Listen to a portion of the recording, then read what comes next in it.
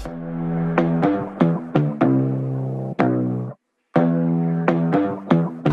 I'm DJ Alberto. I'm racing for the motocross team with the Ducati Panigale R in the World Superbike Superstock 1000 category. I'm gonna fight them all. A seven-nation army couldn't hold me back. They're gonna rip it off. Start and end the race very good Taking time. that time right behind Sometimes my in racing you back. can be perfect. The first time in the championship is always a very big step. Because I can't forget. And the message coming from my eyes says leave it alone.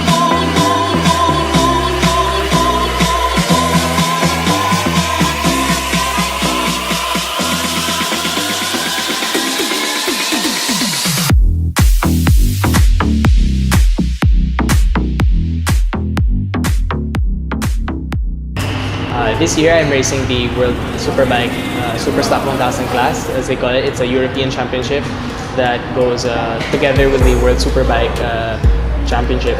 It's on the same circus and we do 8 rounds in Europe, same as in the World Superbike. The level of course here is very high compared to the Philippine Championship.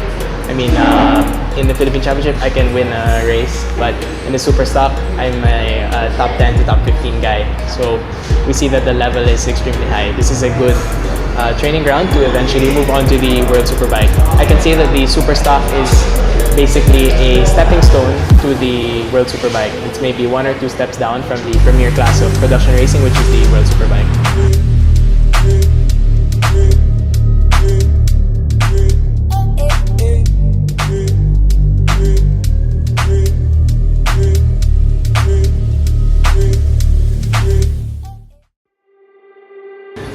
So we just came back from the 6th leg of the championship in Misano World Circuit last weekend. So far we've had 6 legs starting in April. We had Aragon in Spain. We had Assen TT Circuit in the Netherlands. We had Imola in Italy. And then Donington Park in the UK. And then Brno in Czech Republic. And then, like as I said, we just had the Misano race in Italy. Season so far has been with quite a few up and downs, but I think it's quite a good start to the season. I can say it's better than my start to the season last year in the CIV Superbike. For sure, the CIV Superbike has helped me a lot to be at this level that I am now, and has helped me a lot to be a better rider abroad, because it's a different game from what you do here locally. Locally, you know, you only have 2 tracks, and then you have quite free regulations, so you can do a lot that you want on the bike. Then you have open testing, so usually you can spend a month at Clark and then do the race. So it's a lot different than how it is abroad. Abroad, we race for 3 days. We have Friday practice, Saturday qualifying, Sunday race. And then each day you only have combined 60 minutes of practice. So there's really a short time to learn the track and then go fast as possible as you can. So far my season has been quite so good. In Aragon I was able to finish 13th. It's really good that I was able to score points right away in my first ever race in the Superstock 1000 category. I'm really happy to be coming home from Aragon with points already on the board. It's good to start the season with a good tone, and it will, set the tone for the rest of the season. You can only go up from there, especially considering that Aragon is a very difficult track with a lot of up and downs, where we don't have that here in the Philippines. So really happy with that result. In the next weekend in Assen is a very difficult track. Unfortunately, I was not able to score points in Assen. In the end, I finished 18th position, partly due to a mechanical problem with the bike. So I really couldn't do a good race. So for me, it's fine. You really have some bad weekends. But apart from that, my lap times in Assen were not so bad. So you have to think of that for the next year. After that, I can say my home race in Italy, because now I'm based in Italy for the length of the season. We had the race in Imola. Imola is a very fantastic track. I really like it there. I've raced there before in the CIV the year before, and in the CIV race I crashed. in the Superstock race, I crashed as well. So it's weird, I know. There's something about Imola that doesn't like me. But I was quite competitive in Imola. Surprisingly, in the qualifying, I finished 12, having been able to do only 3 laps due to a technical problem early in the session. But we managed to fix it, and then I was given 4 laps to qualify, and I finished 12, really close to the times of the top guys. So I think I had quite a good performance in Imola, and I was running in 15th, battling with other riders for points. But then the last 3 laps, of course, in the end, you know, the bike is quite finished, the tires are quite finished. And then I lost the front, unfortunately, coming into Tosa, and didn't finish with any points.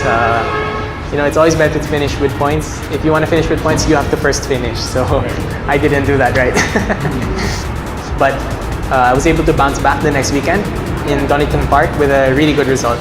In Donington Park, I was able to finish 12. In Donington, we started the weekend quite good.